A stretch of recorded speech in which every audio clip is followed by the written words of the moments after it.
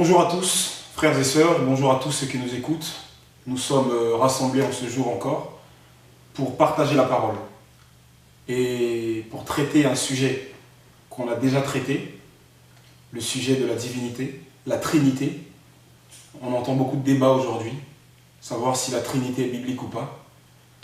Sur Internet, on voit beaucoup de débats sur les forums, sur les vidéos, les commentaires. On entend beaucoup de choses. Et on a déjà eu l'occasion de faire une vidéo pour traiter, une vidéo qui a duré presque 2 heures, pour traiter si la Trinité était oui ou non biblique. On était arrivé à une conclusion, c'est que la Trinité était biblique. Et on constate que malgré ça, il y a encore beaucoup de confusion sur ce sujet.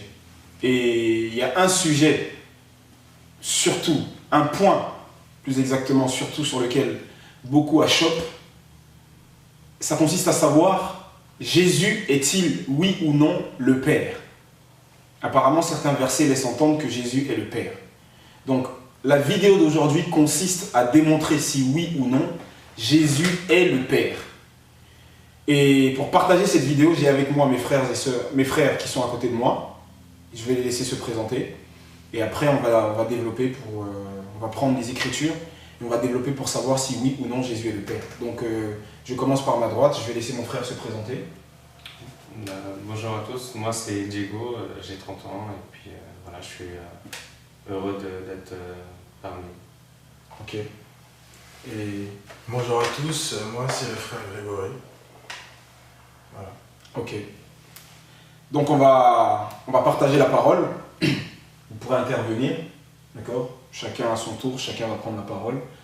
On va essayer de prendre les Écritures, on va essayer de voir ce que dit la Bible au sujet justement de ce point. Je répète, est-ce que Jésus est, oui ou non, le Père? Alors, il y a un texte sur lequel je veux m'appuyer. Notre texte de base aujourd'hui, on va le prendre, c'est dans Ésaïe, chapitre 22, à partir du verset 15. Ésaïe, chapitre 22, à partir du verset 15. On va voir si oui ou non Jésus est le Père. C'est un texte qui va nous servir de base.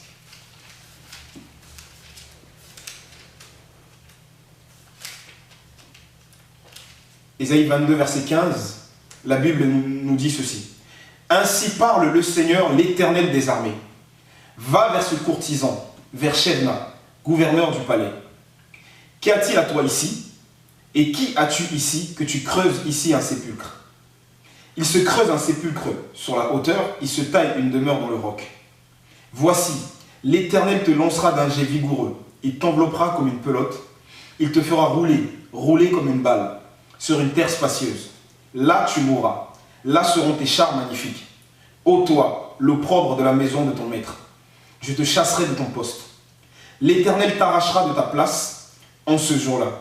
J'appellerai mon serviteur Eliakim, fils de Hilkia, je le revêtirai de ta tunique, je le ceindrai de ta ceinture, et je mettrai ton pouvoir entre ses mains.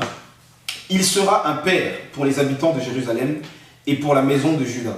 Je mettrai sur son épaule la clé de la maison de David. Quand il ouvrira, nul ne fermera. Quand il fermera, nul n'ouvrira. Je l'enfoncerai comme un clou dans un lieu sûr. Il sera un siège de gloire pour la maison de son père.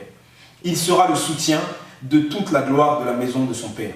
Des rejetons nobles et ignobles, de tous les petits ustensiles, des bassins comme des vases.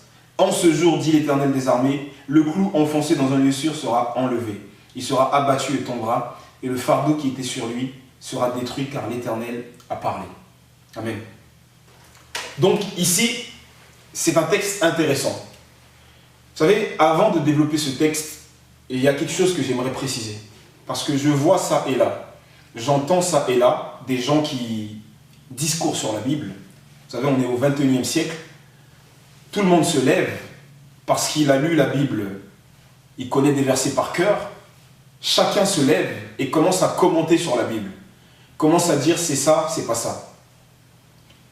Il faut savoir que pour étudier la Bible, mes amis, il faut beaucoup d'outils.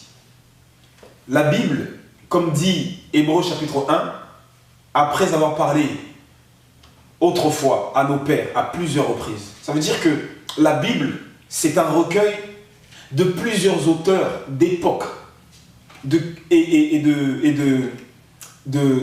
d'époques et de différentes personnes, plusieurs époques différentes et personnes différentes.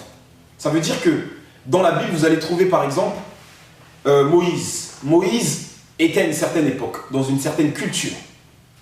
Vous allez trouver plus tard Jérémie, qui est arrivé à une autre époque, une autre culture.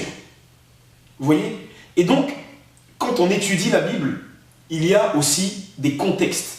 Je le dirai jamais assez, des contextes historiques, des contextes culturels, des contextes linguistiques. Il y a la langue. Qu'est-ce que les gens pensaient? Qu'est-ce que telle expression signifie? Il y a des expressions d'époque. Et il ne suffit pas de se lever parce qu'on a lu la Bible, dans une traduction qui plus est, et de venir dire ça, ça veut dire ça. Il y a des études complémentaires à faire autour de la Bible. Pour bien comprendre la Bible, il faut non seulement lire la Bible, il faut comprendre ce que dit la Bible dans le texte original, dans la langue originale. Il faut avoir recours un peu à l'archéologie, un peu à l'histoire. Alors ça ne veut pas dire que la personne qui n'a pas recours à tous ces outils ne peut pas être sauvée. Ce n'est pas de ça qu'il s'agit. Il n'y a pas besoin de connaître toutes ces choses pour être sauvé. Mais ça veut dire que si on veut creuser, si on veut enseigner la parole, il faut aller un peu plus loin. La Bible a été écrite en hébreu, une partie en araméen et une partie en grec. Et il nous faut, déjà pour creuser, nous approcher un peu de ces langues. Il nous faut nous approcher de ce que des spécialistes ont dit au niveau de l'archéologie, des traces matérielles retrouvées, au niveau de l'histoire. Il y a toutes ces choses qu'on doit étudier pour comprendre la Bible et pour comprendre les contextes. Vous voyez? Et donc ça, c'est ma petite introduction. J'interpelle vraiment ceux qui veulent bien se laisser interpeller. On ne se lève pas comme ça du jour au lendemain pour dire « oui, le texte signifie ça, ça signifie ça ». Il y a une étude à faire et il y a une honnêteté intellectuelle à avoir face à la Bible. On ne se lève pas face à la Bible pour défendre un parti et dire « tel texte signifie ça ». Non, il faut prendre la Bible dans son ensemble et il faut être honnête intellectuellement et tirer justement le message de la Bible. Voilà. Ceci étant dit, je reviens maintenant à mon texte. Nous sommes ici, en Israël, et nous avons un homme qui s'appelle Shebna, un homme qui s'est taillé un sépulcre dans la roche. Et c'est très intéressant parce que les fouilles archéologiques ont retrouvé justement ce sépulcre, avec une inscription dessus, Shebna Asher Alabayit. Qu'est-ce que ça veut dire? Premièrement, ce Shebna, le texte nous dit ici qu'il est appelé ce courtisan. Courtisan, ce n'est pas vraiment la traduction adéquate. Le texte hébreu nous dit Asochen Azé. Le Sochen, c'est l'intendant. L'intendant de tous les biens de la maison du roi. Un intendant, c'est quelqu'un qui gère tous les biens de son maître. Et le texte continue en disant ce Shebna, gouverneur du palais. Alors, j'ai mis sur un tableau ce que ça signifie, parce que c'est très important, parce que c'est sur ça qu'on va axer toute la réflexion. Merci. Premièrement, comme j'ai dit, Shebna, ce monsieur, est qualifié d'abord de Sochen. L'hébreu nous dit Sochen. D'accord? Le Sochen, c'est l'intendant. J'ai traduit. Sochen, intendant. On voit bien ici, intendant. Et on a ici un autre mot, Asher Alabayit. On traduit gouverneur, c'est une interprétation. Effectivement, c'est ce que ça veut dire. Mais si on prend littéralement le mot Asher Alabayit, ça veut dire celui qui est sur la maison. J'ai marqué établi parce que c'est ce que ça sous-entend. Mais littéralement, Asher Alabayit en hébreu signifie qui est sur la maison. Donc, je laisse encore quelques secondes pour que ceux qui suivent la vidéo puissent voir. Donc, Shebna, il est qualifié d'intendant, d'accord? D'intendant, on le voit bien. Et il est qualifié d'Asher Alabayit, celui qui est sur la maison. Ok. Maintenant, qu'est-ce que ça veut dire l'intendant qui est sur la maison? Il faut savoir que les rois, à cette époque, avaient des gens qui s'occupaient de gérer tous leurs biens. C'était un peu comme des premiers ministres. Par exemple, il nous est parlé de Jéroboam qui était Eved Shlomo, serviteur de Salomon. Alors quand on lit à première vue, on a l'impression que Jéroboam était le domestique de Salomon, comme s'il faisait le ménage chez Salomon.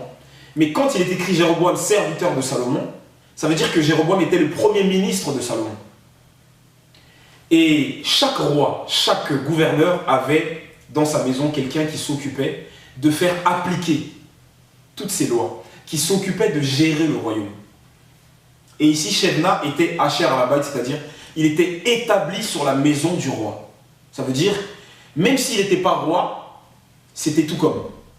Il avait le gouvernement du royaume. Et le Seigneur lui reproche de s'être servi justement de cette place importante pour aller se tailler un sépulcre dans la roche. Alors encore une fois, c'est pour ça que je dis que c'est important de connaître les contextes. Un sépulcre dans la roche à l'époque, ça coûtait super cher. C'était pas tout le monde qui pouvait se permettre d'avoir un sépulcre dans le rocher. C'était très cher. Et lui s'était taillé un sépulcre dans le rocher. Ça veut dire qu'il avait profité de son poste élevé pour se faire un sépulcre dans le rocher. Et donc, le Seigneur le reprend par rapport à ça. Et le Seigneur lui dit quelque chose d'intéressant. Je vais t'enlever de ton poste. Donc le Seigneur lui dit, je t'enlève de ton poste et j'établis à ta place quelqu'un d'autre. Et le Seigneur dit qui est-ce qu'il va établir? Il va établir Eliakim. Et j'ai mis encore sur le tableau, on va utiliser le tableau une dernière fois. Eliakim. J'espère que c'est bon pour la caméra. C'est bon? Tout en bas, il y a marqué en hébreu Eliakim. Eliakim est composé de deux mots, El et Yakim. C'est-à-dire El, Dieu, Yakim, celui qui est élevé ou celui qui est établi. Eliakim, ça veut dire celui que Dieu élève et celui que Dieu établit. Et ça, c'est très intéressant. Pourquoi est-ce que je dis ça? Parce que tous les termes qu'on a utilisés ici vont nous servir pour notre réflexion. Premièrement, l'intendant. Deuxièmement, Asher Arabait, celui qui est établi sur la maison. Eliakim, celui que Dieu élève ou celui que Dieu établit. Donc Eliakim va prendre la place de ce Shebna. Il va prendre sa place en tant qu'intendant ou gouverneur du pays de Juda. Et le Seigneur lui dit, je le revêtirai de ta tunique. Il fallait avoir une tunique spéciale. Une tunique spéciale pour être justement gouverneur. Il fallait être revêtu d'une tunique spéciale. Et il dit quelque chose de très intéressant. Il sera un père pour les habitants de Jérusalem. Ça, il faut le retenir parce que c'est très important. On va comprendre la notion de père. Parce que beaucoup disent, Ésaïe chapitre 9, verset 5 nous dit, en parlant de Jésus, on l'appellera Père éternel. Ok? On va essayer de comprendre ce que ça veut dire. Parce que dans la dernière vidéo, on n'a pas développé ce point. Il y avait tellement de points à développer qu'on ne s'est pas tardé dessus. Donc, Eliakim, qui n'est pas roi, mais qui est chargé de gouverner le royaume pour le roi, est appelé un père. Et on dit, il sera un père pour les habitants de Jérusalem. Et le Seigneur lui dit, je mettrai sur son épaule, encore une fois, retenons tous les termes, je mettrai sur son épaule la clé de la maison de David. Encore là, il faut expliquer. Qu'est-ce que ça veut dire la clé de la maison de David? Depuis que David a été roi en Israël, l'Éternel a établi une alliance perpétuelle avec David. Une alliance qu'on retrouve dans 2 Samuel chapitre 7. Et à partir de là, quand on parle de la royauté en Israël, quand on parlait de la royauté, même jusqu'aujourd'hui, dans les livres de prières juifs, dans les chants, on parle toujours de Beth David, la maison de David. Quand les Juifs disent la maison de David, on parle tout de suite de la royauté. Et donc, quand on dit la clé de la maison de David, on parle du pouvoir décisionnaire du palais du roi. C'est-à-dire que Eliakim allait hériter du pouvoir décisionnaire dans le royaume d'Israël. C'est ça que ça veut dire la clé de la maison de David. Quand il ouvrira, nul ne fermera. Quand il fermera, nul n'ouvrira. Ça veut dire que ces décisions seront acceptées, qu'elles soient dans un sens ou dans un autre. C'est lui qui décide, c'est lui qui légifère. Et c'est très intéressant ici, parce que quand on prend Eliakim, on a ici une image du Messie. D'accord? Comprenez bien. On va prendre toujours Ésaïe, On va prendre le chapitre 36. On va retrouver ces mêmes personnages. Donc Dieu avait dit qu'il allait enlever Shebna de son poste pour établir Eliakim. Ésaïe, on va prendre le chapitre 36. On va lire d'abord du verset 1 jusqu'au verset 3. Ésaïe chapitre 36, versets 1 à 3. La Bible nous dit: la 14e année du roi Ézéchias, Sanchérib, roi d'Assyrie, monta contre toutes les villes fortes de Juda et s'en empara. Le roi d'Assyrie envoya de Lachish à Jérusalem le roi Ézéchias, Ravshaké, avec une puissante armée. Ravshaké s'arrêta à l'aqueduc de l'étang supérieur sur le chemin du champ du Foulon. Alors Eliakim, fils de Hilkiah, et regardez ce qu'on dit de Eliakim ici, chef de la maison du roi, ça veut dire qu'Eliakim avait pris son poste, se rendit auprès de lui avec Shebna, le secrétaire. Ça veut dire que Shebna était passé maintenant secrétaire. Shebna avait été déchu de son poste de chef de la maison du roi et il était devenu secrétaire. Et Yoash, fils d'Asaph, l'archiviste. Donc il y a eu ici, qu'est-ce qui s'est passé? Il y a eu, comment dire, changement de poste.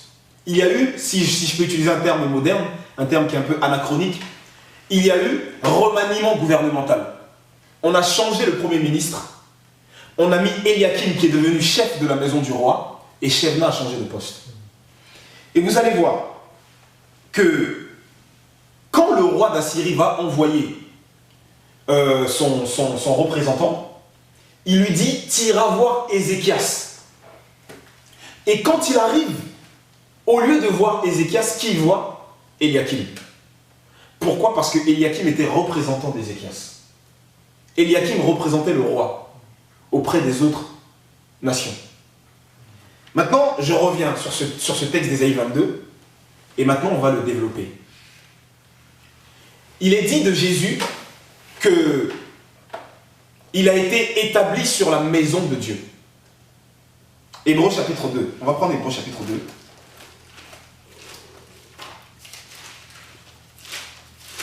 Je veux vraiment qu'on comprenne cette notion de « on l'appellera Père ». Parce qu'il y a beaucoup de confusion sur le sujet et beaucoup de personnes se permettent de dire tout et n'importe quoi. Alors, comme la Bible nous dit de fermer la bouche au contradicteur, on va le faire avec la parole. Plutôt Hébreux chapitre 3, pardon. On va lire du verset 1 jusqu'au verset 6. C'est pourquoi, frères saints, qui avaient part à la vocation céleste, considérez l'apôtre et le souverain sacrificateur de la foi que nous professons. Jésus, qui a été fidèle à celui qui l'a établi. On retrouve le mot établi. D'accord? Comme le fut Moïse dans toute sa maison. Pourquoi? Parce que Moïse est qualifié, quand on lit le livre de l'Exode, de serviteur de l'Éternel. Et encore une fois, comme j'ai donné l'exemple pour Jéroboam, serviteur de l'Éternel, c'était celui qui était comme le Premier ministre, le gouverneur pour Dieu. Et on fait un parallèle entre Jésus et Moïse. Moïse était gouverneur des biens de la maison de Dieu. Et comme ce Eliakim l'était dans Ésaïe 22, Jésus a été fidèle. Donc Jésus a été aussi Asher à la Baït, c'est-à-dire établi sur la maison de Dieu. Et ça c'est fort. Et on continue, verset 3.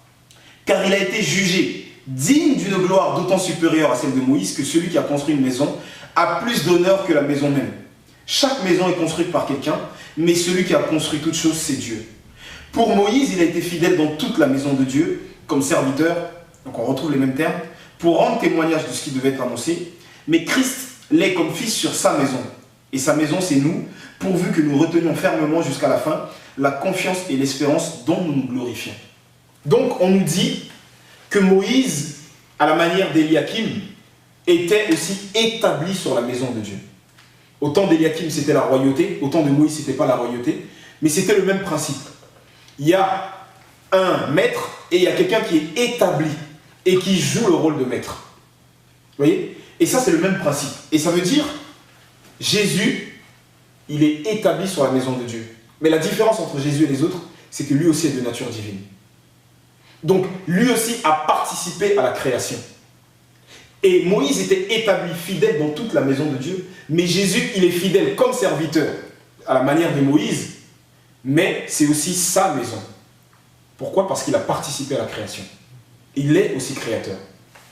Et donc, on retrouve ici, on revient sur notre texte de base, Ésaïe 22, on retrouve quoi? On retrouve ici quelqu'un qui règne et quelqu'un qui est établi, d'accord, pour exercer l'autorité. Et c'est très intéressant. On va prendre Apocalypse.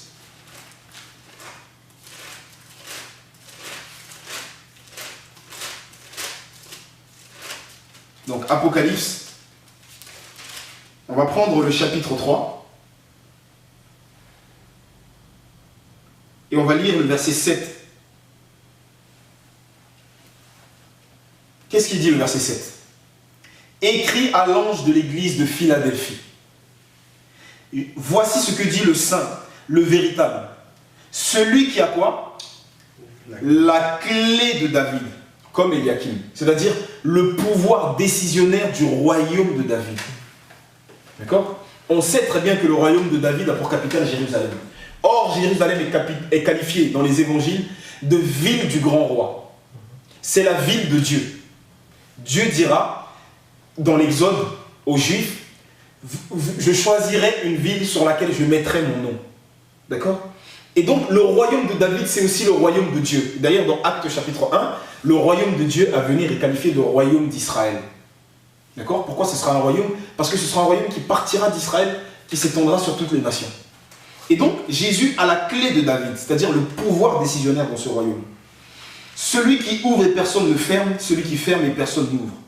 Ça veut dire ici, il y a un parallèle entre Jésus et Eliakim. Eliakim, encore une fois, celui que Dieu élève. On va prendre Philippiens chapitre 2. Eliakim, souvenez-vous, ça veut dire celui que Dieu élève. Philippiens chapitre 2, celui que Dieu élève, celui que Dieu établit. À partir du verset 5, Philippiens chapitre 2, verset 5. Ayez en vous les sentiments qui étaient en Jésus-Christ. Existant en forme de Dieu, il n'a pas regardé son égalité avec Dieu comme une proie à arracher. Mais il s'est dépouillé lui-même en prenant une forme de serviteur, en devenant semblable aux hommes, et il a paru comme un vrai homme. Il s'est humilié lui-même, se rendant obéissant jusqu'à la mort, même jusqu'à la mort de la croix. C'est pourquoi, aussi, Dieu l'a souverainement élevé, Eliakim, celui que Dieu élève. Et lui a donné le nom qui est au-dessus de tout nom, afin qu'au nom de Jésus, tout genou fléchisse dans les cieux, sur la terre et sous la terre, et que toute langue confesse que Jésus-Christ est Seigneur à la gloire de Dieu le Père. Ce texte est très intéressant. Il s'est dépouillé, Dieu l'a souverainement élevé. Donc Dieu le lève, Eliakim. On a vu aussi que Dieu lui donne la clé de David, c'est-à-dire c'est lui qui va décider sur le royaume. D'accord? Et maintenant, ce qui est intéressant, Dieu lui a donné le nom qui est au-dessus de tout nom. On va développer ces termes-là. Afin qu'au nom de Jésus, tout genou fléchisse. Ok. On va prendre Genèse. Genèse 41. Je développe encore ma pensée par 2 ou 3 passages, et après je vous laisse la parole. On va prendre d'abord Genèse 41. Genèse chapitre 41. On va lire des versets 39 au verset 44. La Bible dit: Et Pharaon dit à Joseph, puisque Dieu t'a fait connaître toutes ces choses, il n'y a personne qui soit aussi intelligent et aussi sage que toi. Je t'établis sur ma maison. On retrouve les mêmes termes. Asher al-Bayt, celui qui est établi sur la maison. Et tout mon peuple obéira à tes ordres. Le trône seul m'élèvera au-dessus de toi. Pharaon dit à Joseph, vois, je te donne le commandement de tout le pays d'Égypte. Pharaon ôta son anneau de la main et le mit à la main de Joseph. Il le revêtit d'habits de fin lin et lui mit un collier d'or au cou. Il le fit monter sur le char qui suivait le sien. Et l'on criait devant lui, on criait quoi? À genoux. À genoux. au nom de Jésus, tout genou fléchisse. Pourquoi? Parce que Dieu l'a établi, Dieu l'a élevé. Et c'est Dieu qui dit, c'est le Père qui dit au Fils que tout genou fléchisse. Et puisque Pharaon ici est une image un peu du Père qui établit son Fils, il dit maintenant que tout genou fléchisse devant toi, mais le trône m'élèvera au-dessus de toi. Et Jésus dira, le Père est plus grand que moi. Vous voyez? Pourtant ils sont de même nature. Et on continue. C'est ainsi que Pharaon lui donna le commandement de tout le pays d'Égypte. Il dit encore à Joseph, je suis Pharaon, et sans toi personne ne lèvera la main ni le pied dans tout le pays d'Égypte. Donc voilà, Joseph est établi comme premier ministre, intendant, gérant de l'Égypte. Et regardez comment Joseph va définir ce que Pharaon a fait pour lui. Joseph va définir le poste que Pharaon lui a donné. Genèse 45. Genèse 45, verset 8. Joseph se révèle à ses frères, et quand il se révèle à ses frères, il leur dit, voici ce que je suis devenu.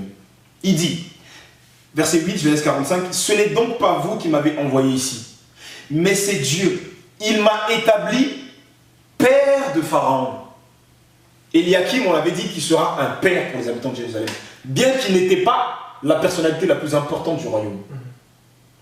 Mais le roi, la personnalité la plus importante, l'avait établi de telle manière que le roi voulait qu'on le regarde comme la personnalité la plus importante. Et il dit, il m'a établi père de Pharaon, maître de toute sa maison et gouverneur de tout le pays d'Égypte. Joseph, qui est établi premier ministre, dit qu'on l'a établi père de Pharaon. Mais pourtant, le même Joseph, pour aller enterrer son père, il va demander la permission à Pharaon. Pourtant, il est établi père. Pourquoi? Parce que père, c'était le titre honorifique qu'on donnait à ceux qui avaient ce poste-là à l'époque, en Orient. On les appelait pères. D'accord?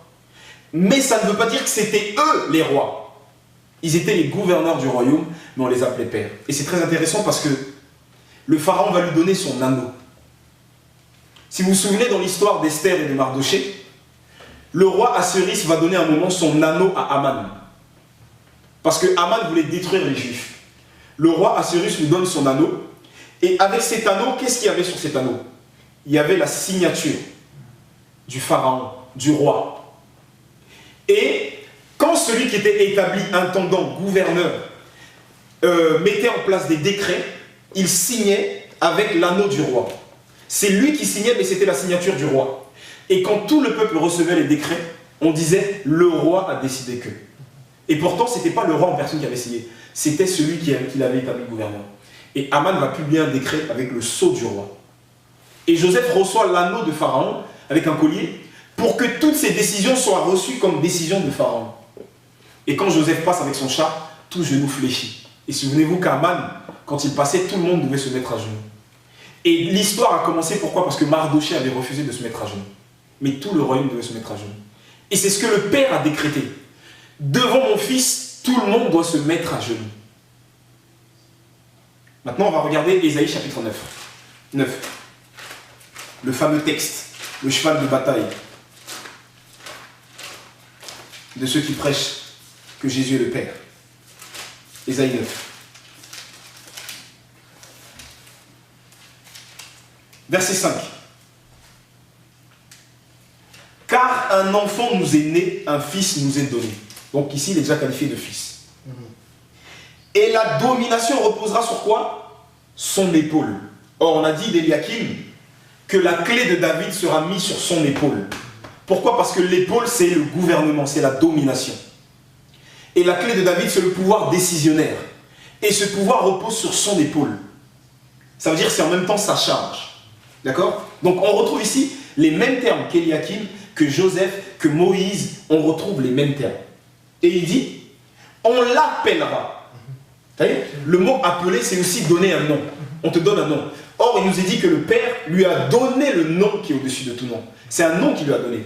Et vous vous souvenez, quand Joseph a été établi, Pharaon a changé son nom. Safnat Païner. Ça veut dire, Pharaon lui a donné un nouveau nom qui qualifie sa fonction. On l'appellera. D'accord? Admirable conseiller. D'accord? Les gouverneurs étaient conseillers du roi en même temps. Ils étaient gouverneurs, mais ceux qui conseillaient le roi. Et il est ici le conseiller. Mais en même temps, ce conseiller est Dieu puissant. Pourquoi? Parce qu'il est de nature divine. Père éternel, prince de paix. Pourquoi? Parce qu'il a été établi comme Eliakim. Et de même manière qu'on devait appeler Eliakim père, on l'appelle lui père. Ça ne veut pas dire que c'est lui le père, au sens propre du terme. Mais il sera appelé père. Pourquoi? Parce qu'il a tous les pouvoirs du père. Et prince de la paix. Et son rôle, c'est de donner de l'accroissement à l'empire et une paix sans fin au trône de quoi? David et à son royaume. On retrouve les mêmes termes. Vous voyez? Ça veut dire que quand la Bible nous dit qu'on l'appellera Père éternel, ça ne veut pas dire qu'il est le Père au sens propre du terme. Mais ça veut dire, comme Eliakim devait être appelé Père pour les habitants de Jérusalem, et que Joseph dit que Dieu m'a établi Père pour Pharaon, pourtant Joseph n'était pas le Père de l'Égypte. De la même manière, le Messie est vu comme un Père. Et c'est pour ça qu'il dit à Philippe, mais il y a si longtemps que je suis avec vous, tu ne m'as pas connu. Et tout de suite après, il précise, ne sais-tu pas que je suis dans le Père et que le Père est en moi? C'est une manière de dire, ne sais-tu pas qu'on est en parfaite harmonie, en parfaite unité? On a la même volonté. Vous voyez? Et je termine en disant ceci, que Jésus a dit dans Jean chapitre 17, tout ce qui est au Père, Jean 16 je crois si ma mémoire est bonne, tout ce qui est au Père est à moi. De la même manière que tout ce qui était à Ézéchias était à Eliakim. Tout ce qui était à Pharaon était à Joseph. Et quand les gens vont voir Pharaon pour dire on n'a pas à manger, Pharaon dit allez voir Joseph. De la même manière, la Bible nous dit, quand on prie maintenant, on prie au nom de Jésus. On prie le Père au nom de Jésus. Nul ne vient au Père que par moi. On ne peut pas aller s'adresser au Père sans passer par le Fils. Qui joue le rôle de Père, mais qui n'est pas le Père au sens propre du terme. Comme Eliakim l'était. Tu vois? Et Jésus dit, tout ce qui est au Père est à moi. Donc si le Père est Dieu puissant, Jésus est Dieu puissant. Vous comprenez? Si le Père est admirable et merveilleux, Jésus est merveilleux. Maintenant, je réponds à une dernière question et je vous laisse la parole. Je lis souvent sur les forums, sur les commentaires où j'entends dans certaines personnes qui prêchent. Oui, mais le problème, c'est quel est le nom du Père? D'accord. Le nom du Père, le Père l'a révélé à Moïse. Voici mon nom. Celui qui s'appelle, on dit je suis, c'est une mauvaise traduction. L'hébreu dit ayez Asher ayez, je serai qui je serai. Tu diras que celui qui s'appelle je serai m'a envoyé. Et le nom de Dieu en hébreu, on sait que c'est le tétragramme. D'accord? Y-H-W-H, Yod-E, Vav-E.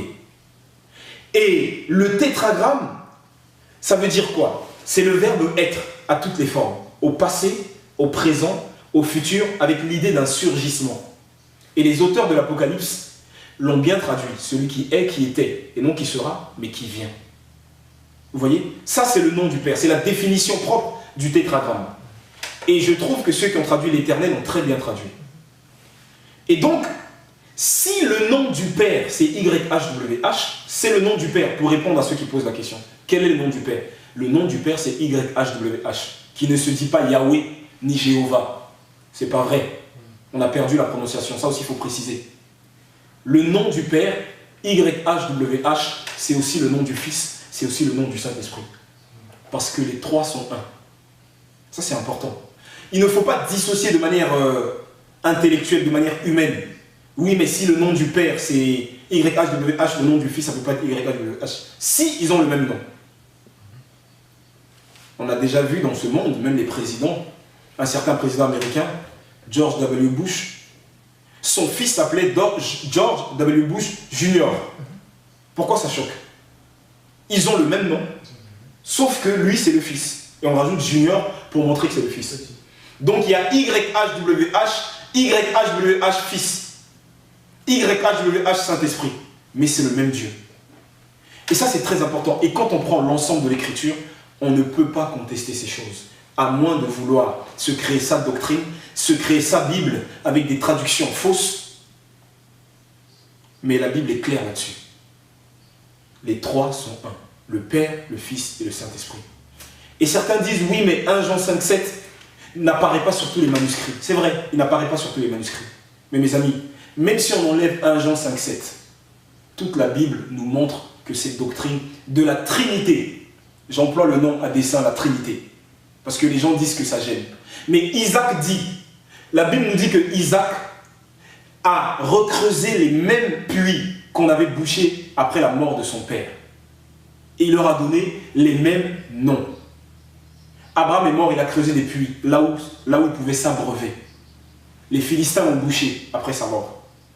Isaac est venu, il a recreusé les mêmes puits et leur a donné les mêmes noms. Nos pères ont établi une doctrine, ils lui ont donné un nom, même si le nom n'est pas dans la Bible, la doctrine s'y trouve. Ils lui ont donné un nom, la Trinité. Les fausses doctrines l'ont bouché et on ne pouvait plus s'abreuver à la juste doctrine. Et qu'est-ce que nous devons faire, nous, en tant qu'hommes fidèles de Dieu? Nous devons recreuser ces mêmes puits, retrouver ces mêmes doctrines et leur donner le même nom. Alors, je le dis fièrement, parce que les pères ont fait ça. La Trinité est biblique. Et ça, il faut le savoir. Parce qu'aujourd'hui, il y a beaucoup de fausses doctrines qui pullulent. Il y a des gens qui ont pignon sur rue et qui racontent des inepties et qui trompent le peuple de Dieu. Alors, à partir de maintenant, on va monter au créneau. On va faire beaucoup d'enseignements sur Jésus. On va montrer quelle est la position sans diluer la gloire de Jésus. On va dire à juste titre que Jésus n'est pas le Père. Il est Dieu, mais il n'est pas le Père. Il est Fils de Dieu. Et ça ne fait pas 3 dieux, ça fait un Dieu. Voilà. Donc ça, c'était pour ma petite précision.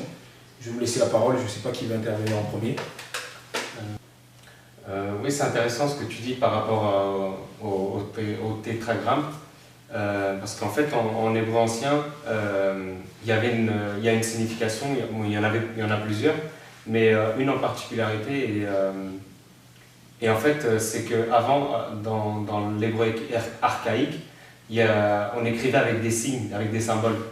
Et donc du coup, je vais vous le montrer, voir ce que ça donne. En fait, donc là, on a le tétragramme, et en fait, on a donc le yod, le he, le vav et le he, et Qui signifie en français YHWH. En fait, on avait le yod, ça signifiait en fait comme une main en fait, qui était en haut. Ça s'écrivait comme une main, tu veux dire? Oui, comme une main. D'accord. Le he comme une fenêtre, le vav comme un clou, et le he pareil, comme c'était une fenêtre, la révélation quoi. Et en fait, on peut le traduire comme la main révélée, le clou révélé. Donc tu veux dire que, donc en hébreu ancien, la fenêtre, le he s'écrivait comme une fenêtre, Oui, et ça avait symbole de révélation, la fenêtre. c'est ça. D'accord. Ok, donc si le yod s'écrivait comme une main, Oui. et que ça comme une fenêtre, donc tu déduis que ça veut dire la main. Révélé, le clou révélé. D'accord. C'est comme, si tu veux, la crucifixion, quoi. C'est l'un des aspects, l'un des images qu'on peut représenter avec ce tétragramme. Bien sûr, il y en a plein d'autres, mais c'est l'un des symboles qu'on peut en tirer, quoi. Donc, et qu'est-ce que ça signifierait, ça, concrètement? Déjà, en fait, dans le tétragramme, si le tétragramme apparaît déjà dès la Genèse, ça veut dire que déjà dès la Genèse, il y avait déjà la révélation du Messie, si on veut. Mais est-ce que ça signifie ça que Jésus est Père? Non, c'est juste tout simplement qu'il a le même titre en fait, le même titre divin que Dieu le Père ou comme le Saint-Esprit. C'est que ils sont un en fait, c'est une unité. Qui participe pleinement à la divinité sans être le Père. Il a le même nom, c'est ce qu'on voit dans le clou, dans ce que tu nous as dit là, mais il participe à la divinité sans être le Père. Exactement, c'est comme le Echad de l'unité quoi, le un uni. Donc c'est... Ok, intéressant. Et toi, Moi, j'aimerais bien parler d'une chose qui est, à mon sens, qui est très importante. Bien sûr, la Trinité. Mais la Trinité, c'est... pourquoi on revient dessus? Parce que c'est une doctrine, à mon sens, qui est très importante. Parce que c'est quand même, c'est l'essence de Dieu. C'est ce qu'il est. Et dans la Bible, et même toute personne, même dans nos principes à nous-mêmes, il est logique, si moi je parle à mon fils, j'enseigne à mon fils premièrement de ce que je connais, et si, bien sûr, bon, de toute façon, normalement, je suis pas parfait, mais ce que je suis, je vais enseigner à mon fils moi-même ce que je suis. Je ne vais pas enseigner ce qu'une personne est. D'accord. Et ça, je pense que c'est un principe que tout le monde connaît. Toute personne connaît ce principe-là. C'est dans la Bible, tout ce que Dieu nous enseigne, ses attributs, nous les enseigne parce que lui, il est. D'accord. Parce qu'il est comme ça. Parce qu'il est comme ça. Donc, Dieu ne peut pas nous demander d'être comme ça si lui n'est pas comme ça. Si lui n'est pas comme ça. Parce qu'on est à son image. Parce qu'on est à son image, effectivement. Et je pense que tout chrétien, je pense, même ceux qui ne sont même pas chrétiens ou musulmans ou autres, connaissent ces choses-là. C'est quelque chose de logique. Bien sûr. Et dans ces attributs-là, on voit la justice de Dieu. Donc, si Dieu est juste, Dieu va nous enseigner sa justice. Si Dieu est amour, Dieu va nous enseigner l'amour. Si Dieu, voilà, et si Dieu nous a enseigné l'unité, c'est que Dieu, il y a une unité quelque part. Il ne nous enseigne pas les choses s'il n'est pas lui. Et si j'aimerais commencer, il y a 3 points où j'aimerais parler. C'est l'unité, l'amour et bien sûr le témoignage. Parce que Dieu aussi nous parle beaucoup du témoignage. Et je vais commencer par l'unité. Et par rapport à l'unité, on voit déjà dès le commencement, par rapport au couple, que on voit justement le mot que tu as donné en hébreu, Erad. On voit le couple que l'homme et la femme sont Erad. Donc ils sont un. C'est le même mot qu'on voit dans Deutéronome 6, où beaucoup prennent ce passage-là pour dire que Dieu est un. Oui, Dieu est un, mais si on nous donne le même mot, c'est que ça veut dire la même chose. Bien sûr. Pluralité, quoi. Voilà, l'unité. De toute façon, c'est une règle d'exégèse. Quand on retrouve le même mot quelque part, il y a voilà, ça veut dire que ça veut corrélation. Voilà, ça veut dire la même chose. Et on voit, dans tout le monde connaît ce passage-là, qu'il y a ce mot-là, Erad, entre l'homme et la femme. Et l'unité et l'amour, c'est quelque chose qui est étroitement lié. C'est quelque chose qui est lié. Et c'est intéressant parce que le mot Erad, la valeur numérique, bon, si en hébreu, ils ont une manière aussi de faire, ils ont une manière aussi de compter. Bien sûr, en plus, si je ne me trompe pas, les scribes se dit Séphorim, Séphorim, qui veut dire les compteurs. Donc, qu'est-ce qui compte? Bien sûr, il compte la Bible. Et je pense qu'on appelle ça aussi Sefer Torah. Voilà. Et il y a aussi dans cette racine, si je ne me trompe pas, ouais, voilà, c'est faire les sapères compter. Voilà, qui veut dire compter. Donc, aussi, avant que nous puissions aujourd'hui lire la Bible, ces scribes-là aussi comptaient ces choses-là. Et on comprend quand la signification de Erad nous donne la valeur numérique de 13, et lorsqu'on voit la valeur numérique de amour en hébreu qui nous donne Ahava, nous donne aussi 13. Donc on sait qu'à partir de ce moment-là, ces deux mots sont liés. Unité et amour, donc, ont la même valeur numérique en hébreu. Voilà, ils ont la même valeur numérique. 13 et 13. 13 et 13. Et bizarrement, si on additionne ces valeurs, ces deux nombres, ça nous donne 26. Et 26, comme on l'a vu tout à l'heure avec mon frère Diego, la valeur numérique du tétragramme du nom de Dieu, c'est 26. Et qu'est-ce qu'on nous dit dans le passage du couple? On nous fait comprendre que l'homme et la femme sont un, et justement, sont à l'image de Dieu. Pourquoi? Parce qu'ils sont un. Donc, l'image de Dieu, c'est cette unité. Ça fait partie, en fait, de l'essence de Dieu, l'unité. C'est quelque chose qui est très clair dans la Bible, et on l'a vu, bien sûr. Et si, à l'époque, les scribes, bien sûr, comptaient la parole de Dieu, c'est des choses où, bien sûr, ils étaient nettement au courant de ces choses-là.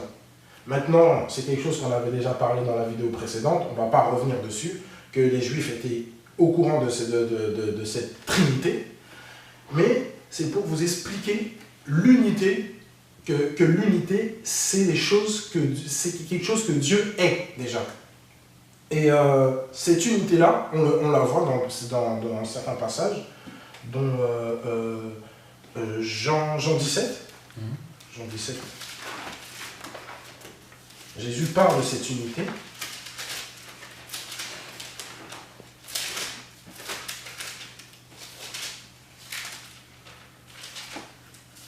À partir du verset, on peut lire à partir du verset 18. Je lis. Comme tu m'as envoyé dans le monde, je les ai aussi envoyés dans le monde. Et je me sanctifie moi-même pour eux, afin qu'eux aussi soient sanctifiés par la vérité. Ce n'est pas pour eux seulement que je prie, mais encore pour ceux qui croient en moi par leur parole. Enfin, afin que tous soient un, comme toi, Père, tu es un en moi, et comme je suis en toi, afin qu'eux aussi soient un en nous, pour que le monde croie que tu m'as envoyé. Je leur ai donné la gloire que tu m'as donnée, afin qu'ils soient un comme nous sommes un. Donc, ici, on voit cette unité entre le Père et le Fils. Pourquoi? Parce que Jésus précise que le Père est en lui et lui est dans le Père. Et il y a le passage qui nous fait bien comprendre qu'ils sont un. Il le fait comprendre que il prie le Père en disant que les disciples qui étaient présents devant eux soient un, comme lui qui est un avec le Père. D'accord? Ça veut dire qu'il fait un parallèle avec sa personne, bien sûr, et le Père, et les disciples qui est à côté d'eux. Donc il y a un parallèle. Alors, s'il y a ce parallèle-là, si il fait comprendre que que les disciples soient un de la même manière que le Père et le Fils soient un, ça voudrait dire que nous sommes là, parce que lorsqu'il priait, il ne priait pas seulement que pour les disciples, parce qu'il le dit, il priait aussi pour nous. Bien sûr, tous ceux qui croiront par leur parole. Tous ceux qui croiront par leur parole. Donc ça veut dire, nous, on doit avoir dans l'Église la même unité qu'il y a dans la divinité. Or, moi, dans l'Église, même si on est un, je ne suis pas toi. C'est ça. Je ne suis pas toi. D'accord. Okay. Donc, ce que Jésus veut faire comprendre, bien sûr, c'est une amour parfaite. Parce que pour être un de cette manière-là, il faut avoir cet amour parfait. Et ce que Jésus-Christ veut faire comprendre, c'est que nous devons être un de la même manière que le Père, le Fils et le Saint-Esprit sont un. Avec une même volonté. Une même volonté, une même... voilà. Et ce qui est étrange, c'est que si Jésus-Christ demande que nous, disciples, que nous soyons un de la même manière que le Père, le Fils et le Saint-Esprit est un, ça voudrait dire, si je me mets dans la pensée des personnes qui pensent que Jésus-Christ est en même temps le Saint-Esprit et en même temps le Père, ça voudrait dire que toi, Élisée, Didi, tu es en même temps moi et en même temps Diego. C'est intéressant là qu'on soit trois pour faire cette vidéo. Ouais, bien sûr. C'est pas calculé, mais on est trois. On est trois. On est censé être un en Christ, mais je ne suis pas toi. tu n'es pas moi. Ouais. Mais on est censé avoir la même volonté par la parole de Dieu. Par la parole de Dieu. Et là maintenant, quand on fait ce schéma-là, on trouve maintenant que la doctrine de Jésus seul est complètement absurde. Parce qu'on a bien vu que Jésus-Christ a fait ce parallèle. Ça veut dire qu'il veut que ça soit de la même manière. Bien sûr. Effectivement, nous ne sommes pas Dieu, mais on est à l'image de Dieu. On est censé représenter Dieu sur terre. Effectivement, c'est exactement ça. Donc c'est quelque chose qui, on le voit tout de suite, c'est pas correct, c'est pas juste. Ça me fait penser à Éphésiens 1, si on peut le prendre, Éphésiens 1, verset 11. C'est très intéressant, je te redonne la parole. Éphésiens 1, verset 11. C'est quelque chose de paradoxal ici.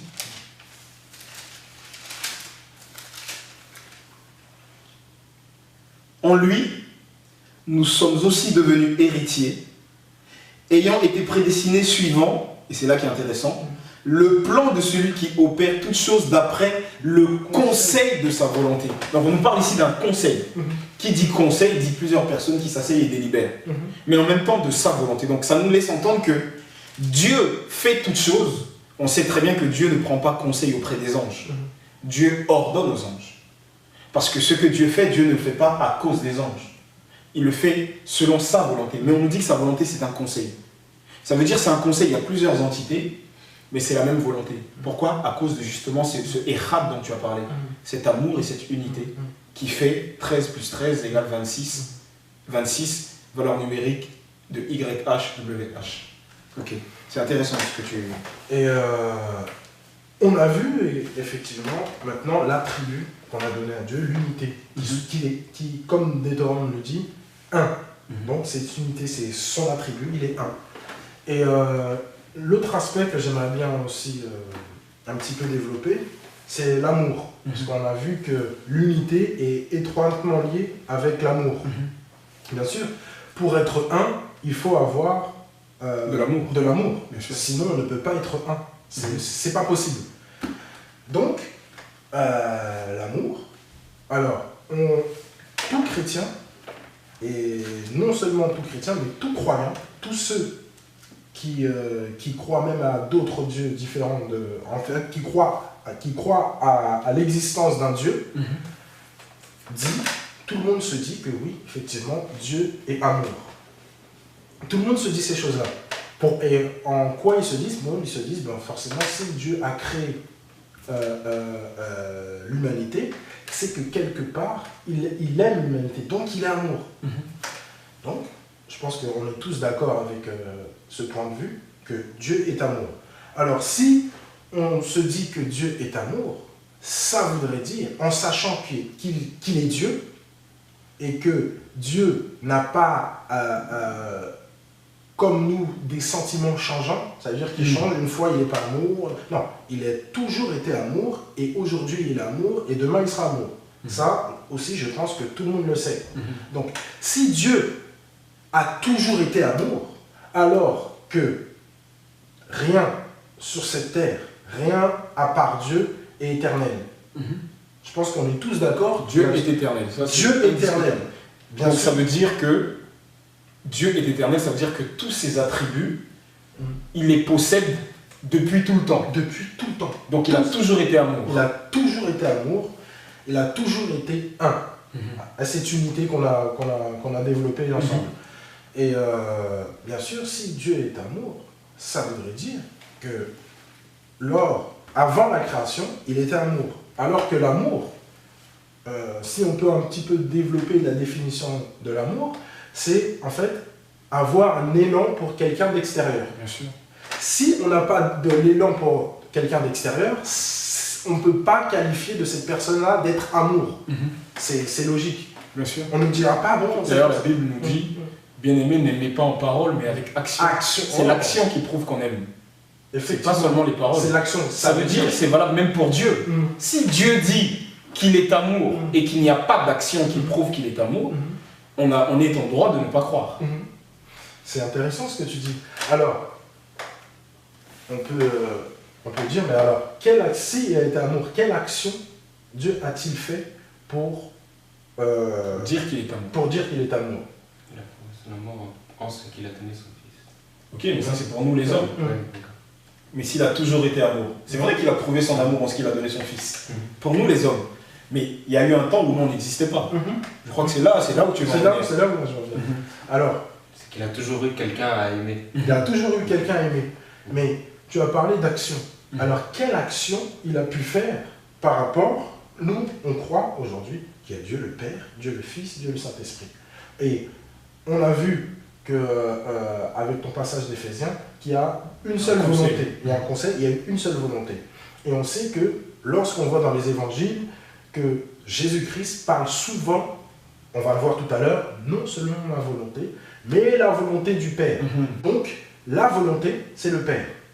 C'est ce que Jésus nous fait comprendre. Et c'est ce que Jésus nous enseigne partout dans les évangiles. Donc, sa volonté, c'est-à-dire qu'il y a une seule volonté, et dans la volonté du Père, ça voudrait dire que le Père a voulu quelque chose. Et comment le Père a fait pour prouver l'amour au Fils. Ça, je ne sais pas s'il y a un passage qui nous prouve comment le Père a prouvé l'amour au Fils, ou que le Fils aussi a répondu à son amour. Et je pense que Paul nous parle de ce passage, et j'ai comme l'impression que Paul, je pense, je me rappelle, ça a été enseigné, on en avait une fois parlé, que Paul avait repris justement quelque chose de la tradition juive pour en parler par rapport au Fils que Dieu, et c'est quelque chose qu'on voit dans Genèse. Bien sûr. Je ne sais pas si on peut le prendre, si tu peux un petit peu le développer pour qu'on puisse comprendre. Et je ne sais plus si Paul le parle dans l'épître. C'est quel épître que Paul parle? Aux Colossiens. Voilà. Ok, je vois. Ouais. Donc dans Genèse chapitre 1, verset 1er, il est dit au commencement Dieu créa les cieux et la terre. Donc Bereshit, Bara, Elohim et Hashamayim et Haaretz. Je pense que vous connaissez ces choses-là. Je pense que tous ceux qui nous suivent aussi connaissent ces choses. Et vous savez, les Juifs ont une manière de lire l'écriture qui est parfois déroutante. On a vu tout à l'heure avec ce qu'on appelle la Gematria, c'est-à-dire calculer les valeurs numériques de chaque lettre pour en faire une valeur numérique d'un mot et pour voir ce que ça nous enseigne. Et le mot Sefer nous le permet, Sefer qui signifie le livre, d'accord? Dans le mot Sefer, il y a le mot Lesaper qui signifie aussi compter. Donc le livre, il se raconte et en même temps il se compte, tout ça c'est le même mot. Donc ça veut dire que quand les Juifs lisent la Bible, non seulement ils lisent les récits, mais ils calculent les valeurs numériques pour avoir un sens caché. Parce que la Bible, il y a le sens clair, mais il y a aussi le sens caché. Et dans le mot Bereshit, on peut le décomposer de plusieurs manières pour en faire sortir d'autres sens. Et une des manières de le décomposer, c'est de dire, dans le mot Réchit, il y a le mot Roche qui signifie tête. Et B signifie part. Donc on peut traduire Bereshit, Dieu créa les cieux et la terre. Par la tête, Dieu a créé le ciel et la terre. Et dans Colossiens chapitre 1, verset 15, Paul nous dit qu'il est l'image du Dieu invisible. Il est la tête du corps de l'Église. Il est le premier, parce que Réchit signifie aussi le premier. Il est le premier en toutes choses parce que Dieu a voulu faire habiter en nous toute plénitude. Ça veut dire que, je reprends ce que tu dis, dans le mot Bereshit, au commencement déjà, on voit que Dieu a créé la tête ou le chef. Il n'a pas créé, mais c'est par lui, la tête qui est le Messie, d'après ce que nous disent les Juifs. Par le Messie, Dieu a créé le ciel et la terre, par l'intermédiaire du Messie, qui est la tête. D'accord? Et donc, ça c'est une manière de prouver son amour, de le faire participer à la création. Exactement. Et donc, comment est-ce que le Messie répond à cet amour? Parce que quand il y a amour, tu es d'accord avec moi qu'il faut qu'on réponde à cet amour, de manière libre et volontaire. Voilà, effectivement. Et il a répondu à cet amour. Le Père, dans son plan, a voulu créer, on comprend que le Père a voulu créer l'humanité. On voit que c'est son plan. Effectivement, avant que Dieu a créé les anges, Dieu a créé les anges, et puis l'humanité. Bon, ben on peut se dire que si Dieu a créé les anges, c'est que peut-être que Dieu finalement voulait seulement créer les anges, et puis après il s'est dit, non, je ne pense pas comme ça, vu qu'il y a des anges qui ont été créés, bien sûr avant, mais tu comprends que les anges, par exemple comme l'ange qu'on parle, le Michael l'archange, on sait que Michael l'archange, c'est un ange guerrier qui combat. Mais quand il avait créé les anges, quel combat il aurait pu avoir? Un combat pour les hommes. Ça veut dire Pour les que hommes. la création des hommes et de la terre était déjà inscrite au programme dans le plan de Dieu. Effectivement. D'accord. Et il y a d'autres anges comme ça qui ont justement été, par exemple, l'ange Gabriel, qui est un messager. D'accord? Mais si l'ange Gabriel a été créé en premier là, quel message aurait pu donner? Il servait à quoi à ce moment-là? Ça veut dire que quand Dieu les a créés, Dieu les a établis messagers guerriers, c'est parce qu'il y avait des hommes pour qui, et c'est ce que nous dit l'Épître aux Hébreux, ce sont des esprits au service des saints. Ça veut dire que quand Dieu les a créés, le but c'était qu'ils soient au service des hommes. Des hommes. Donc, si je comprends ta pensée, la création de l'humanité était au programme. Était au programme. D'accord. C'était ce que... Mais ça ne répond pas à notre question. Non, ça ne répond pas encore. Comment le Fils répond à l'amour du Père? Je vais en venir. D'accord. Je vais en venir d'abord à la création. Et maintenant, lorsqu'il a créé justement l'humanité, effectivement, là, ça ne répond pas à cette question. Il a créé l'humanité. Et le Fils a vu justement que c'était bon pour le Père. Et on le comprend. Quand on voit que Dieu a créé l'homme, et on dit que ça a été bon. Même très bon. Même très bon. Dieu vit que cela était très bon. Dieu vit que cela était très bon. Et on comprend que ça a été bon pour le Père. Donc, si tu aimes quelqu'un et tu sais que pour lui, c'est quelque chose de... L'homme, c'est quelque chose où tu y tiens, et en sachant que Dieu est omniscient, omnipotent, il sait toutes choses bien en avance, Dieu savait, en quelque sorte, que l'homme allait pécher. Dieu le savait. Dieu savait que l'homme allait pécher. Donc, le Fils, et c'est encore écrit, le Fils, de lui-même, n'a pas vu son égalité avec Dieu. Il s'est dépouillé. Alors, ce passage, justement, je ne sais pas si tu l'avais pris, je crois que tu l'avais pris, Philippiens 2. Ouais, Philippiens 2. Tu l'avais pris. Et en ça, Jésus-Christ prouve son amour. Il répond à l'amour du Père. Répond à l'amour du Parce Père. qu'il sait que l'humanité va se corrompre, donc de toute éternité, il a déjà accepté de répondre à l'amour du Père en se sacrifiant pour l'humanité. Lui-même. Wow. Voilà. Et Paul nous dit, dans l'Épître de Philippiens, c'est de lui-même. Et il le dit lui-même dans Jean chapitre 10, personne ne m'ôte la vie, je la donne de moi-même. Qu'est-ce que ça veut dire? Parce que si le Père aurait dit non, fais-le, fais-le. Non, il n'aurait pas répondu à cet amour. Parce que c'est un ordre. C'est un ordre. Effectivement, quand on a un ordre, si on le répond, effectivement, il y a de l'amour. Mais c'est de lui-même. Parce que, justement, il a vu que pour le Père, l'humanité était justement importante à ses yeux. Donc, de lui-même, il n'a pas vu son égalité, il s'est dépouillé. Et on connaît la suite avec, par rapport aux évangiles, ce que Jésus a fait. Donc, là, on voit ce lien-là d'amour entre le Père et le Fils. Et même d'ailleurs, il dira non pas ma volonté, mais ta volonté. Ça veut dire que le Fils a une volonté. Il a une volonté. Puisque s'il dit non pas ma volonté, mais ta volonté, c'est déjà là une distinction. Une distinction. Une distinction entre le Fils et le Père.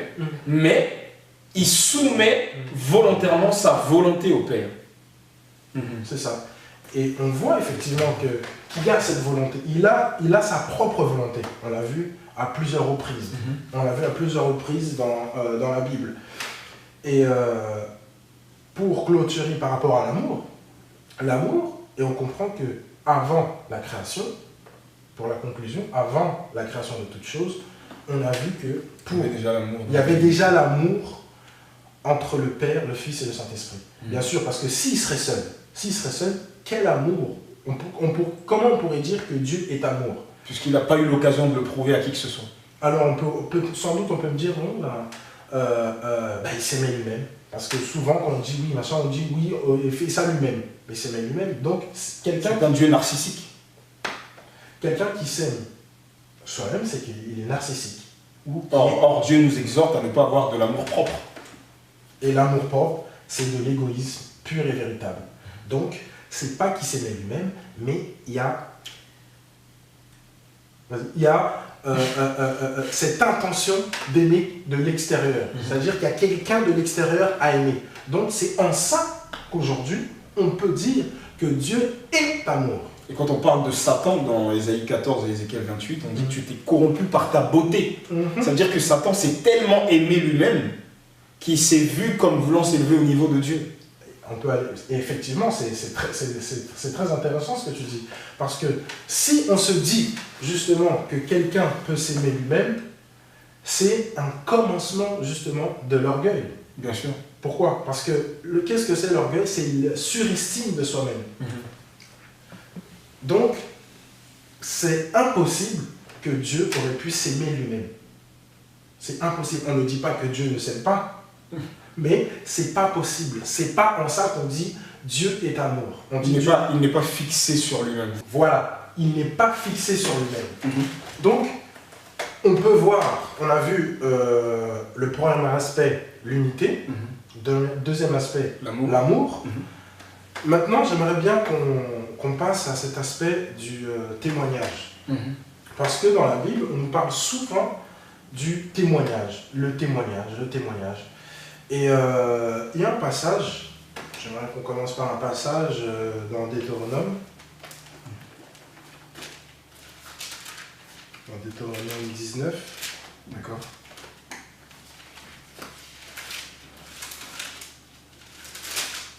Verset 15. D'accord. Verset 15. Deutéronome 19, 15. Ouais. Excusez-moi.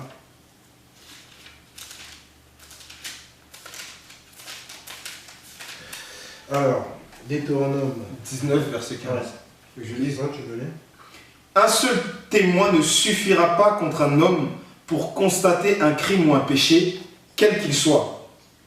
Un fait ne pourra s'établir que sur la déposition de 2 ou de 3 témoins. Alors, là, on a dit tout à l'heure que si Dieu nous parle de quelque chose, c'est que lui-même, il est. On a parlé de l'unité. Et pour constater, on a vu que pour constater une erreur et l'anomalie qui, là où il veut constater la chose, il ne faut pas. Si la personne est seule, son témoignage ne vaut rien. Qu'est-ce que ça veut dire? Ça voudrait dire que si, bien sûr, Dieu est amené à faire un jugement, bien sûr, Dieu va juger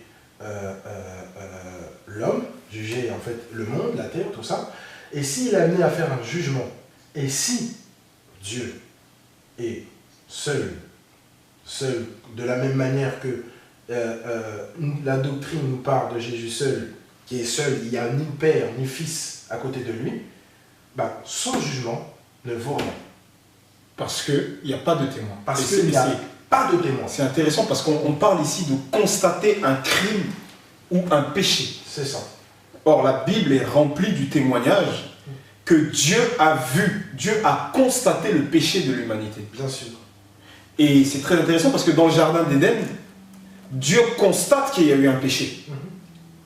Or, si Dieu était seul, comme le dit Jésus seul, il n'aurait pas pu mettre Adam dehors s'il n'y avait pas le constat du péché. C'est-à-dire qu'il y a 3 témoins qui ont constaté. Il y a 3 témoins. 2 ou 3, en tout cas, qui ont constaté qu'il y a péché. Et si Dieu envoie son Fils, parce qu'on dit qu'il a envoyé son Fils, afin que quiconque croit ne périsse pas, mais ait la vie éternelle. Ça veut dire, s'il est venu donner une solution de salut, c'est parce qu'il a constaté qu'il y avait eu péché dans l'humanité. Et s'il est seul, son témoignage ne vaut pas. Ne vaut pas. Voilà. Et c'est intéressant. Comme on dit si bien, c'est un principe. Ce que Dieu nous dit, il le fera aussi. Et bien sûr, on savait que tout le monde sait que Dieu, avant de créer toute chose, savait que l'homme allait pécher. Donc, il serait obligé de faire un constat, de voir par rapport au péché. Et dans ce cas-là, il y a ces 3 témoins qu'on va préciser tout à l'heure, ces 3 témoins qui étaient là pour constater le crime. Et après, il y a plusieurs passages, Nombre en parle aussi, Nombre, Lévitique, et ça revient souvent par rapport au témoignage. Oui, si un tel a fait un crime, il vous faut 2 ou 3 témoins, parce que sinon ton témoignage est considéré comme faux. Et non seulement ton témoignage envers une personne est considéré comme faux, mais aussi si une personne ne peut pas témoigner de lui-même s'il n'y a pas un témoin à côté de lui. C'est ce que Jésus dit aux pharisiens. Voilà. Si je témoigne de moi, mon témoignage n'est pas vrai. N'est pas vrai. Alors, mais il y en a un autre avec moi qui témoigne de moi. Voilà. Et on va basculer justement dans ce passage-là. C'est très très fort ça. Dans Jean 5. Jean chapitre 5. Ouais. Et d'ailleurs, vous savez que chez les marins, il y a toujours 3 horloges. Jamais 2. 3 horloges. Pourquoi? Parce que 2 horloges peuvent lâcher en même temps. C'est toujours 3 horloges. 3 témoins. Et ça, c'est très important. Alors. Jean 5, ouais, à partir du chapitre, du verset plutôt 31. Je ne sais pas si tu peux lire 31. D'accord. 38. Ok. Si c'est moi qui rends témoignage de moi-même, mon témoignage n'est pas vrai. Il y en a un autre qui rend témoignage de moi, et je sais que le témoignage qu'il rend de moi est vrai. Vous avez envoyé une délégation vers Jean, il a rendu témoignage à la vérité. Pour moi, ce n'est pas d'un homme que je reçois le témoignage, mais je dis ceci afin que vous soyez sauvés. Jean était la lampe qui brûle et qui luit, et vous avez voulu vous réjouir 1 heure à sa lumière. Moi, j'ai un témoignage plus grand que celui de Jean, car les œuvres que le Père m'a donné d'accomplir, ces œuvres même que je fais témoignent de moi, que c'est le Père qui m'a envoyé. Et le Père qui m'a envoyé a rendu lui-même témoignage de moi. Vous n'avez jamais entendu sa voix, vous n'avez point vu sa face. Et sa parole ne demeure point en vous parce que vous ne croyez pas à celui qui l'a envoyé. Voilà. Ici, on voit dans ce passage que Jésus-Christ déclare qu'il ne rend pas témoignage de lui, de lui-même. Que justement, c'est son Père qui rend témoignage de lui. Alors, si son Père rend témoignage de lui, mais à quel moment on peut voir où son Père rend témoignage de lui-même? À quel moment? Au baptême. Ouais, au baptême, mais comment le procédé, comment il le fait? Parce que là, effectivement, le baptême, on a entendu une voix, tout le monde a entendu, il a rendu témoignage. Mais souvent, on se dit, mais attends, quand Jésus-Christ parle, il dit certaines choses, tu vois, et il fait des fois sous-entendre que c'est le Père, comme le fameux passage. Voilà. Donc, par moment, lorsque Jésus parle souvent, et on va le voir tout à l'heure, dans Jean 8, que souvent lorsque Jésus parle, c'est le Père qui parle. Et on comprend ces choses-là dans Jean 8. Et on comprend pourquoi il dit, mais si tu m'as vu, tu as vu le Père. Quand on parle de vue, on ne parle pas forcément de vue charnelle, mais de ce qu'il a sorti de sa bouche. Donc, on comprend que et d'ailleurs, Jésus-Christ, la parole de Jésus-Christ, c'est la parole de Dieu. C'est la même façon que les disciples ont parlé, ont écrit. C'est leur parole, mais c'est la parole de Christ. Mais c'est la parole de Christ. Et lorsqu'on voit entre guillemets l'Ancienne Alliance, quand on parle de Moïse, on dit « j'enverrai un prophète comme toi ». Une manière de dire que tous ceux que Moïse a entendus, avec les moindres petits détails, tu le diras au peuple. Ça fait partie, en fait, ça fait partie du parallèle entre Moïse et Jésus-Christ. Et d'ailleurs, Jésus dit, les paroles que je vous dis, je ne les dis pas de moi-même, c'est le Père qui me les a dit. C'est le Père qui nous a dit. Il y a comme une dictée parfaite. Et je les dis comme le Père me les a dit. Comme le Père. C'est-à-dire que ce qu'on entend de la bouche de Jésus-Christ, c'est exactement ce que le Père a dit. Et il y a un autre passage aussi qui nous fait comprendre que, ça c'est dans Jean 16, qui nous dit que le Saint-Esprit, c'est-à-dire le Saint-Esprit, on va le prendre tout à l'heure, le Saint-Esprit ne parlera pas de lui-même. Ça veut dire que s'il ne parle pas de lui-même, ça veut dire qu'il a une personne. Bien sûr. S'il ne parle pas de lui-même, ça veut dire qu'il a une personne, et ça veut dire qu'il a une volonté. Ça veut dire qu'il peut parler de lui-même. Bien sûr. Il a la capacité de parler de lui-même. Mais il ne parlera pas de lui-même, mais il parlera de ce qu'il a entendu. Ça veut dire que le Saint-Esprit entend une parole. Quelle parole? La parole du Père. Et on comprend l'harmonie qu'il y a entre les trois. Et on voit, pour revenir au témoignage, on voit effectivement que Jésus-Christ ne témoigne pas de lui-même et que c'est le Père qui témoigne de lui. Et il y a un autre passage aussi qu'on pourra aussi prendre, c'est dans Jean 8.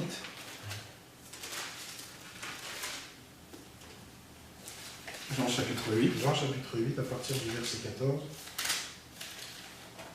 Verset 14. Jésus leur répondit, quiconque, quoique je rende témoignage de moi-même, mon témoignage est vrai car je sais d'où je suis venu et où je vais. Mais vous, vous ne savez d'où je viens ni où je vais. Vous jugez selon la chair, moi je ne juge personne. Et si je juge, mon jugement est vrai car je ne suis pas seul. Mais le Père qui m'a envoyé est avec moi. Je continue? Oui. Il est écrit dans votre loi que le témoignage de deux hommes est vrai. Je rends témoignage de moi-même et le Père qui m'a envoyé rend témoignage de moi. Donc de deux témoignages. Donc il compare le témoignage de deux dans la Torah à son témoignage. Ça veut dire que là il affirme qu'il y en a au moins deux. Voilà. Et là il fait comprendre ce que dans votre Torah, ce qu'il dit dans votre Torah, ce que dans votre Torah Dieu a enseigné, c'est de la même pour nous. C'est le même principe qu'on a dit. Bien sûr. Ce principe, c'est que ce que Dieu enseigne, c'est que lui, il est. Bien sûr. Il enseigne ce qu'il est. Bien sûr. S'il n'est pas, il ne va pas enseigner des choses que lui, il n'est pas. Et ce que lui ne fait pas. Donc, on voit ici qu'il y a deux témoins, déjà. Jésus-Christ et le Père. Pourquoi? Parce que Jésus-Christ témoigne que ce qu'il dit est vrai, et le Père témoigne, il atteste que oui, ce qu'il dit est vrai. Donc, son témoignage est vrai. Et il fait comprendre, si je témoigne de moi-même, mon témoignage est vrai parce que, encore une fois, voilà, et un autre, et il dit, je ne suis pas seul. Donc il n'y a pas de Jésus seul. Il n'y a pas de Jésus seul. La Bible dit clairement que Jésus dit clairement qu'il n'est pas seul. Donc Jésus seul, c'est diabolique. C'est diabolique, vu que ce n'est pas dans la parole de Dieu. Tout ce qui n'est pas dans la parole de Dieu, c'est diabolique. Et comme on en avait parlé, effectivement, c'est de l'idolâtrie. Parce que l'idolâtrie, c'est une fausse conception de Dieu. Voilà, c'est une fausse conception, c'est quelque chose qui n'est pas marqué dans la Bible. Ce n'est pas marqué dans la Bible. Là, on a vu qu'effectivement, il y a ce témoignage. Et on le voit dans divers passages, où on a parlé aussi de Jean 16, parce qu'on peut dire que oui, mais le Saint-Esprit. Le Saint-Esprit aussi, on peut le voir. On n'aura pas de lui maintenant. Et du coup, si tu prends la théorie, enfin, là, ce que je comprends, c'est que si on prend la théorie de Jésus seul, c'est comme si on prenait, c'est comme la vision de ce qu'on est musulman de Dieu, en fait, un Dieu seul, lui. Et quand c'est comme ça, tu ne peux pas parler correctement de l'amour si tu ne connais pas la divinité de Dieu. Si tu ne connais pas cette divinité, justement, qui est amour, cette unité, il y a un décalage, il y a un manque dans ce que tu vas parler par rapport à l'amour. Parce que si tu nous dis que Dieu est amour, alors que il y a quelqu'un qui nous enseigne, oui, il faut être un, et que, voilà, Dieu est un tout seul, il n'y a rien à côté de lui, ben non, c'est ton enseignement. Bien sûr. Et Jean 16, à partir du verset 13, si tu peux trouver. Quand le consolateur sera venu, l'Esprit de vérité, il vous conduira dans toute la vérité. Car il ne parlera pas de lui-même, mais il dira tout ce qu'il aura entendu. Et il vous annoncera les choses à venir. Il me glorifiera parce qu'il prendra de ce qui est à moi et vous l'annoncera. Tout ce que le Père a est à moi. C'est pourquoi j'ai dit qu'il prendra de ce qui est à moi et qu'il vous l'annoncera. Voilà.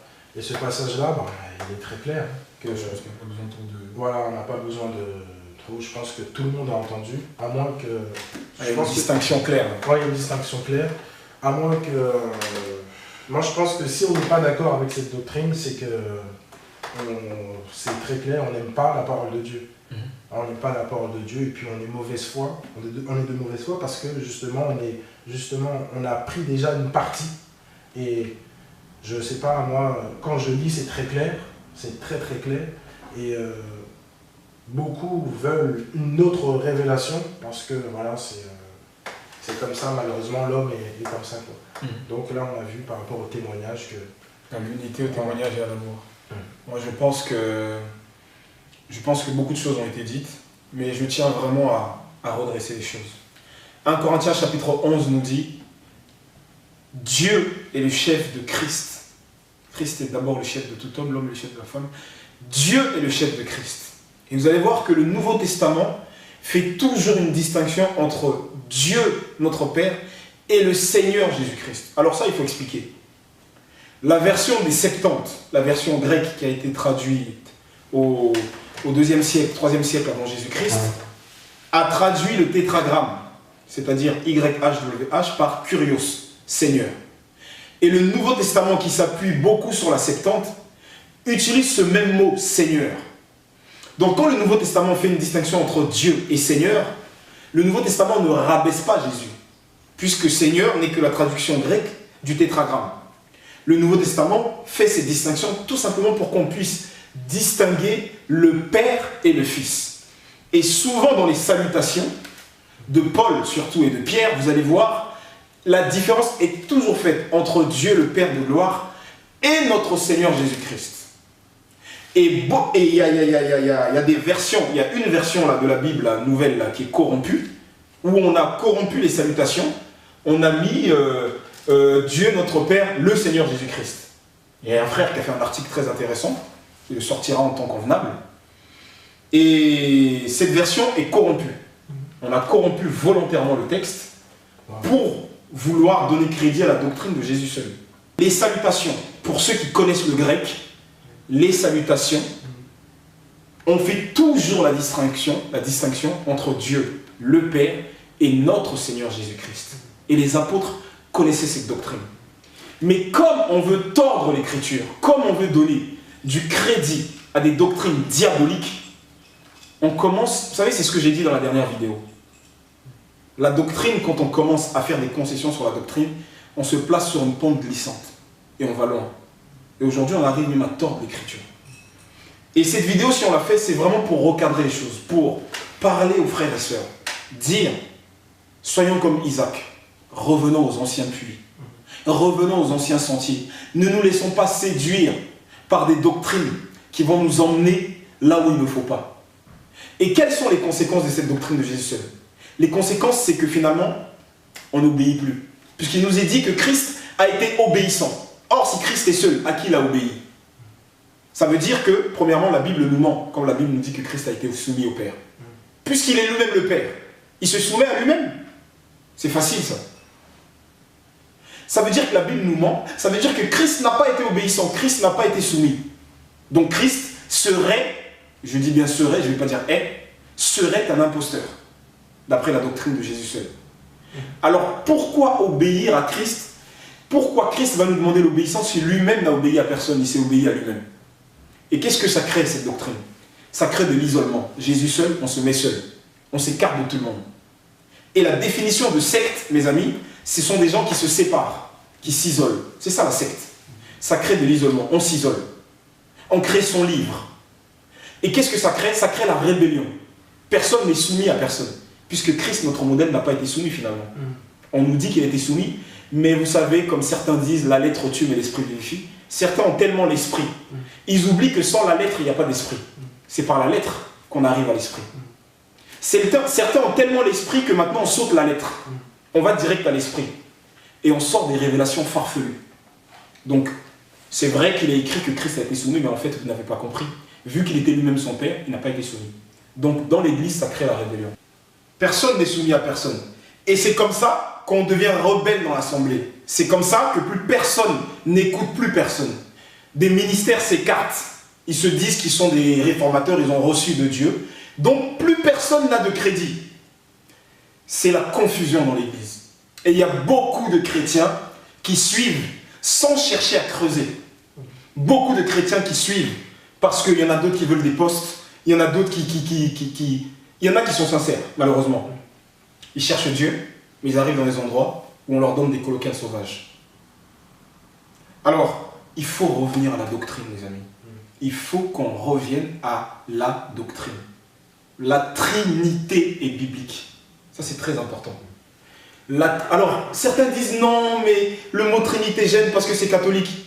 Mais les amis, même si les catholiques ont des doctrines fausses, comme on dit familièrement, il ne faut pas jeter le bébé avec l'eau du bain.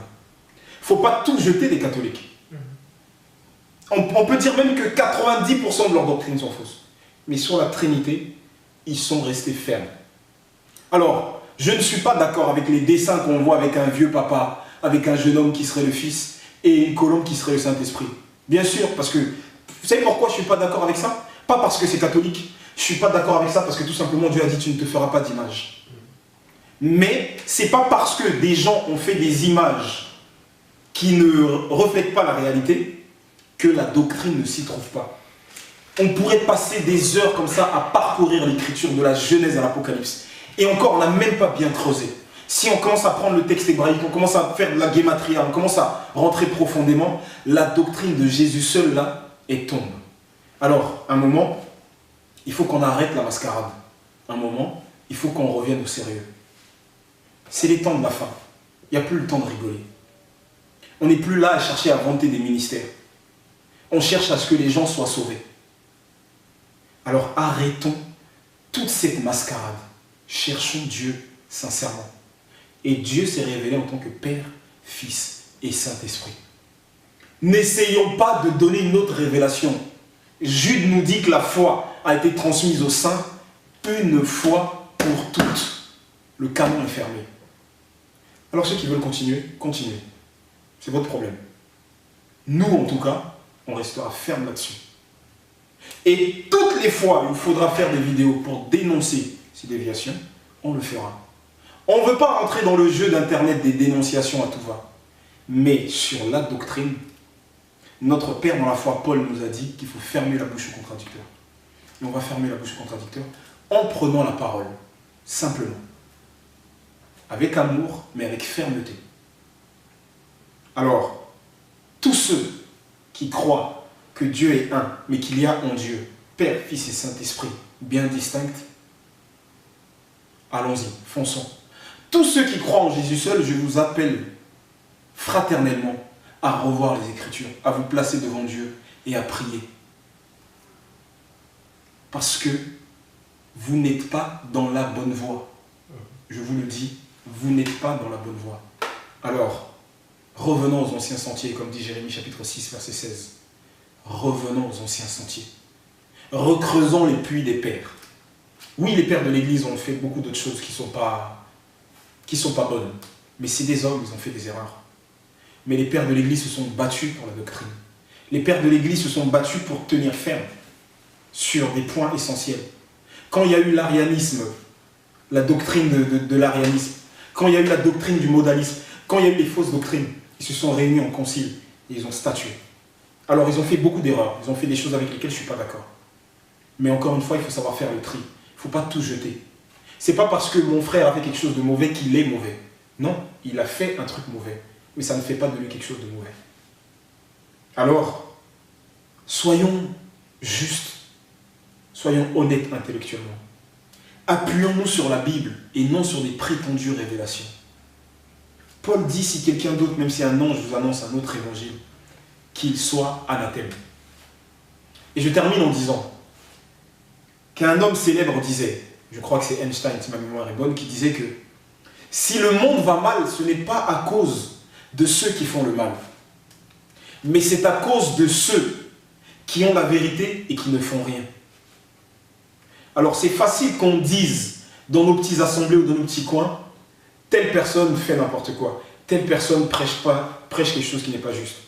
Mais si personne se lève pour contrer ça, si personne se lève pour dire non, c'est faux, sans rentrer dans des guerres charnelles, mais avec la parole de Dieu, si personne ne se lève pour dire non, ça c'est pas vrai, c'est pas biblique, et bien ces gens-là vont continuer à progresser.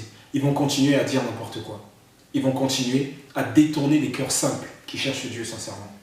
Alors, il faut se lever, il faut proclamer haut et fort la véritable doctrine. Après, que des gens suivent, qui ne suivent pas, devant Dieu, on aura fait notre part. Alors voilà la raison pour laquelle on fait cette autre vidéo. On en fera d'autres s'il y a besoin d'en faire. Et on va s'arrêter là pour aujourd'hui.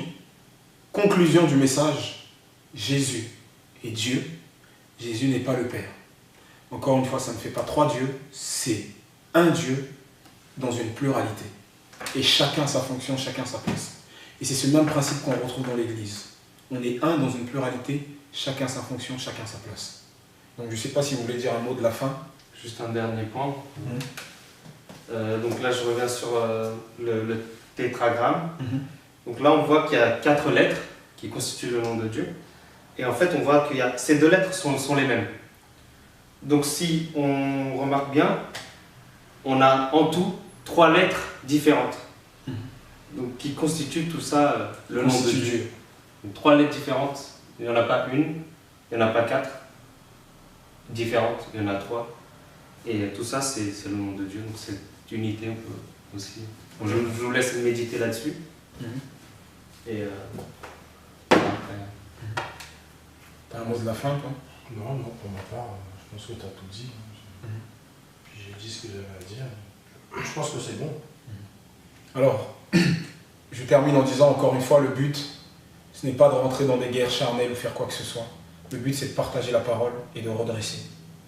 De dire, on dénonce tel acte, telle doctrine. Mais on aime tout le monde.